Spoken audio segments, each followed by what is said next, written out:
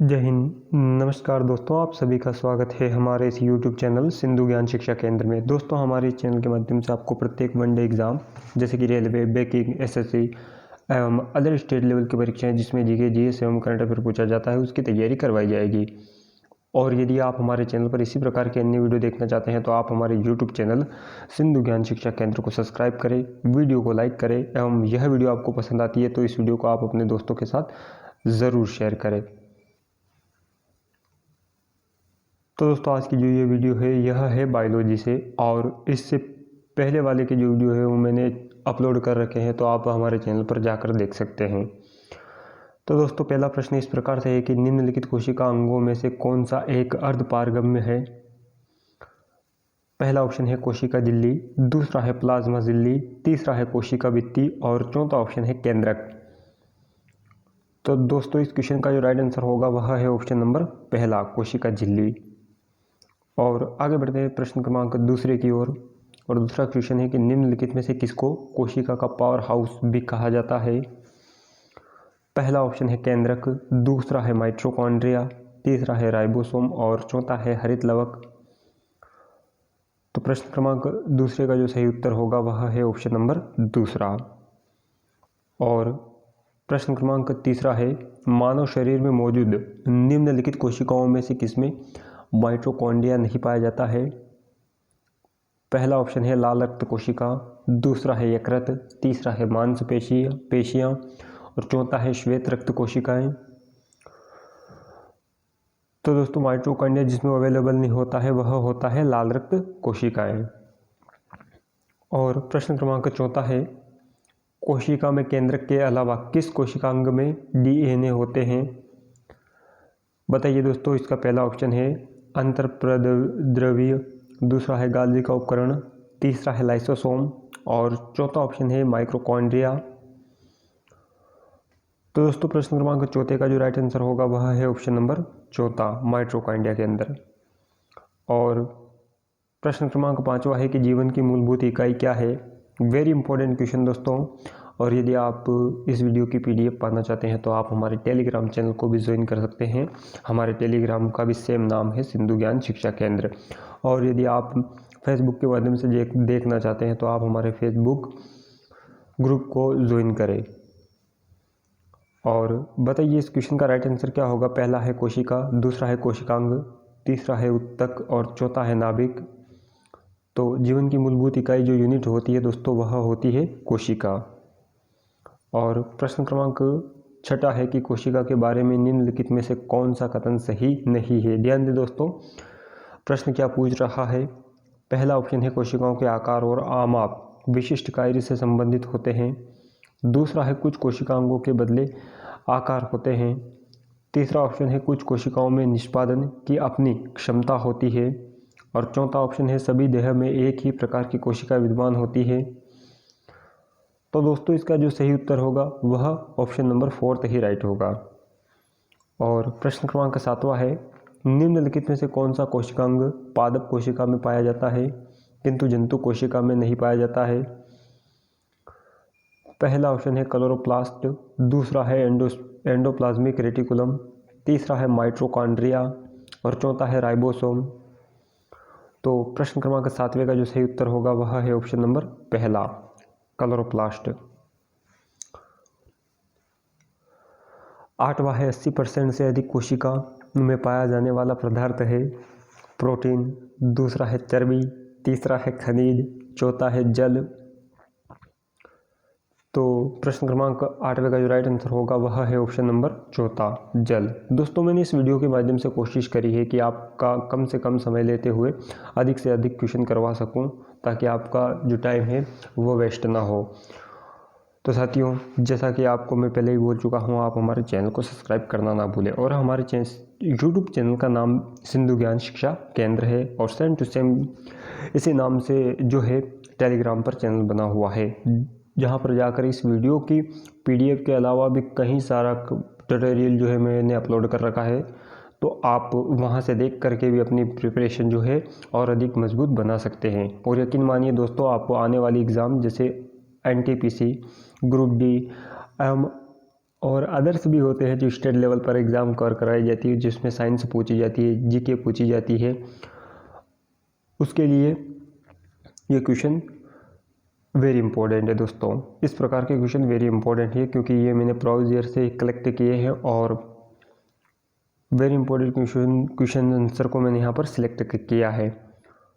तो बताइए इसका प्रश्न क्रमांक 90 का राइट आंसर क्या होगा। तो देखिए दोस्तों कि प्रश्न क्रमांक 9 इस प्रकार से है कि अवायवीय स्थिति में जैविक पदार्थ के जीवाणु अपघटन को क्या कहते हैं। पहला ऑप्शन है किण्वनीकरण, दूसरा है उर्वरनीकरण, तीसरा है संदूषण और चौथा है कंपोस्टिंग। तो इस क्वेश्चन का जो राइट आंसर होगा वह है ऑप्शन नंबर पहला, किण्वनीकरण। और दूसरा ऑप्शन है 10वां प्रश्न है कि जीवों के निम्नलिखित प्रकार में से छत्रक किस से संबंधित है। तो बताइए दोस्तों क्या होगा इसका राइट आंसर। पहला ऑप्शन है शैवाल, दूसरा है फर्न, तीसरा है कवक और चौथा है लाइकेन। तो प्रश्न क्रमांक 10वें का जो राइट आंसर होगा दोस्तों वह है ऑप्शन नंबर तीसरा, कवक। और आगे बढ़ते हैं प्रश्न क्रमांक 11वें की ओर की लिस्ट एक है।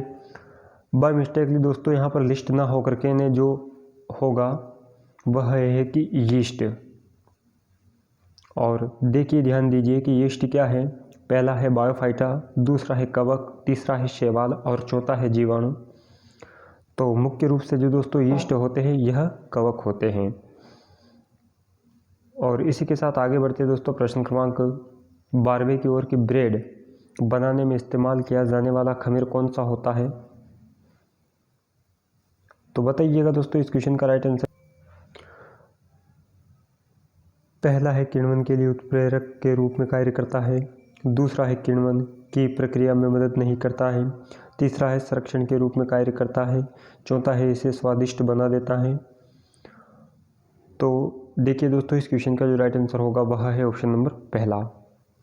और अगला प्रश्न है प्रश्न क्रमांक 13वां, निम्नलिखित में से किसे बंडिंग के माध्यम से तैयार किया जाता है। पहला ऑप्शन है प्लाज्मोडियम, दूसरा है अमीबा और तीसरा है यीस्ट, चौथा है पैरामीशियम।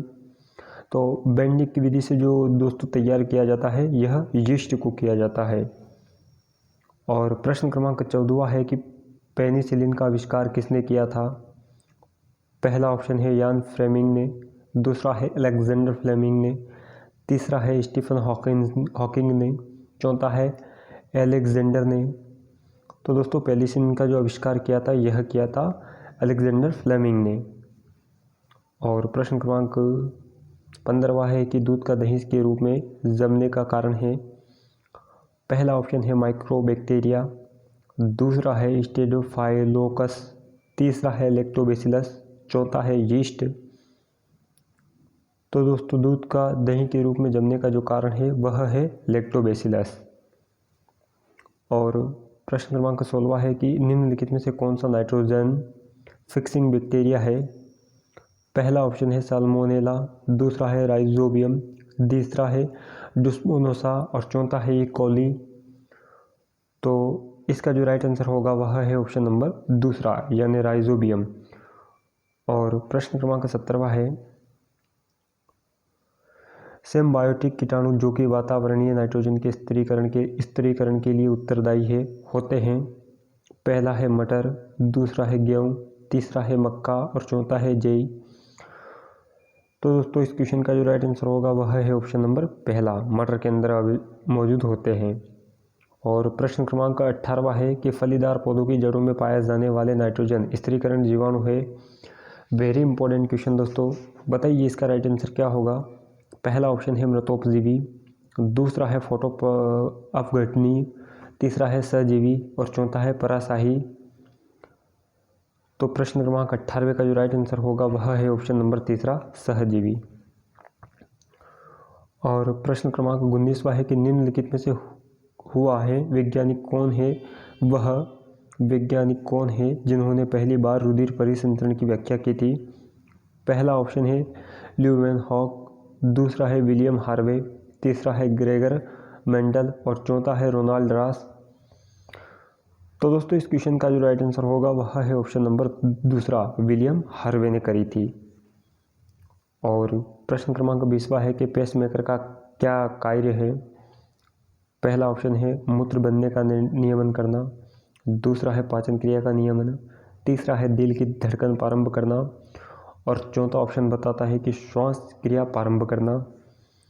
तो नो डाउट दोस्तों इस क्वेश्चन का जो राइट आंसर होगा वह है ऑप्शन नंबर तीसरा, दिल की धड़कन प्रारंभ करना।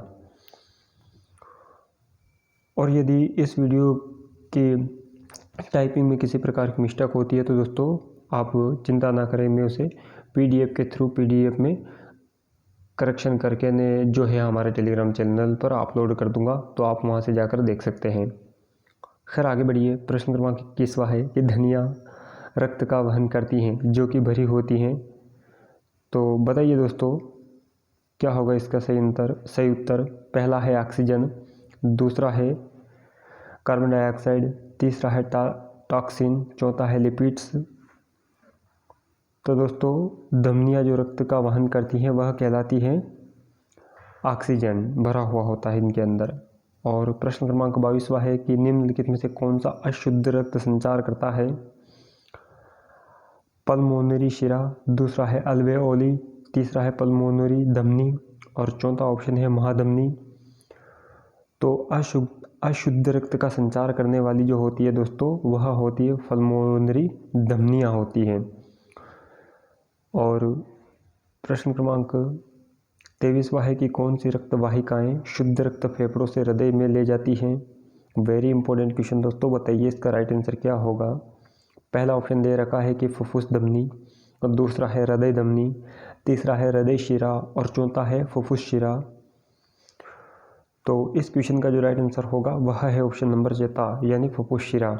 और देखो शुद्ध रक्त जो ले जाती है दोस्तों यह शिराएँ ले जाती है आपके ब्लड को शरीर के अंदर, और शरीर के अंदर से अशुद्ध रक्त जो है धमनियों के थ्रू आपके फेफड़ों के पास में आता है और उसका फिल्ट्रेशन का कार्य जो है आपका वक्र करता है यानी किडनी करती है। और चौथा ऑप्शन है मानव शरीर का रक्त बैंक कहा जाता है। पहला ऑप्शन है प्लीहा, दूसरा है यकृत, तीसरा है हृदय और चौथा ऑप्शन है किडनी। तो बताइए साथियों इस प्रश्न क्रमांक 24वें का राइट आंसर क्या होगा। इस प्रश्न का जो सही उत्तर है वह है ऑप्शन नंबर पहला।